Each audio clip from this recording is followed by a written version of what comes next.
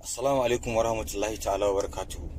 Ina yi ma al'ummar musulmai barka da warhaka, kuma ina so in yi amfani da wannan dama in ƙara ba wa al'ummar musulmi a haƙuri akan wata 'yarmu da ta jawo aka yi ɓatanci ga annabi sallallahu alaihi wasallam.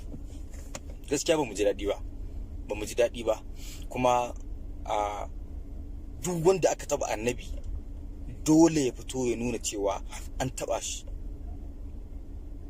Wannan yarinyar ba tun yanzu take jawo mana masifa da bala'i a cikin wannan masana'antar ba. Mutane, al'umma, ku gane cewa ita wani iskanci ne ta ɗauko ta ɗora ma kanta, wanda inda ba ta shigo masana'antar ba wallahi ba wanda ya santa, wallahi ba za ta yi ba.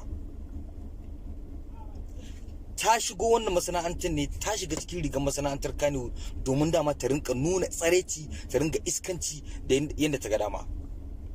To mu gaskiya ba za mu yarda da haka ba. Ina ƙara ba ku haƙuri al'umma musulmai, sannan muna tabbatar muku da cewa ba za mu yarda da wannan iskancin nata ba. Kuma wallahi tallahi duk wata mawar take da niyyar yin irin wa'annan abubuwan, to wallahi ta kuka da kanta. Wallahi kowace ce ta kuka da kanta. Na rantsi da girman Allah sai mun ɗauki mataki akan kowace yar iska. Duk wata wadda take tunanin ita yar iska ce, to mu bindin akuya ne. Wallahi tallahi wannan iskancin banza ne, iskancin wofi. Me kike nema? Me kike nema? Allah ya sitirta ki watsa kanki? Kuma sannan ina so in kira ga iyayen Rahma Sadau da ƴan uwanta da duk ma wanda take tare da shi. Allah zai tambaye ku ranar tashi alkiyama me yar ku ta yi. Da baban Rahma Sadau da maman Rahma Sadau, Allah zai tambaye ku me yar ku ta yi. Idan tana samu kuɗi tana kawo muku ne, shi yasa ba ku iya mata magana, to ku sani cewa Allah zai tambaye ku. Wallahi Allah sai ya kama ku, sai ya matsa ku, sai Allah ya muku azaba akan abinda yar ku take yi. Kannanta da suke mata da ƴan uwanta maza, billahi sai Allah ya tambaye ku. Idan maza ku ga mata gaskiya, ku ga mata gaskiya, dan ba ta wuce a ga mata gaskiya ba. Kowace ce duk iskancin da take ji ba ta wuce a ga mata gaskiya ba. Sannan zan kira ga shugabannin masana'antar fim, ya kamata wannan maganar, ya kamata ku ja layi akan ta. Duk wata yarinyar da za ta take cikin masana'antar fim, ku kira ta, ku zauna da ita, ku gaya mata cewa ga abin da ya kamata ta yi, ga abin da ya kamata ta yi ba daidai ba.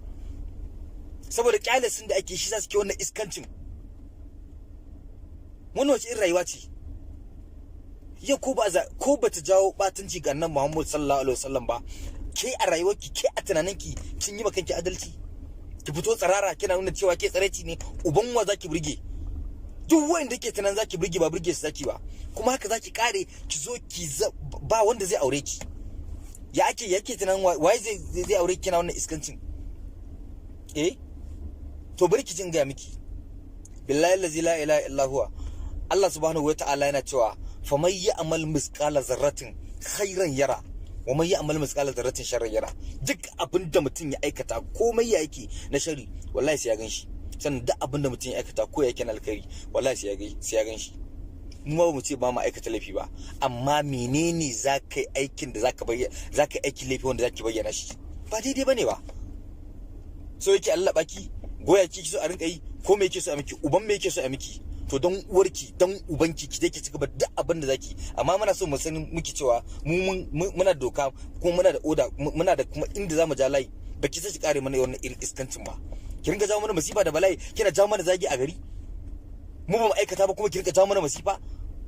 Ki shiga taitayen ki, na rantse da girman Allah, ki shiga hankalin ki Rahma Sadau. Maukace banza, maukace wofi.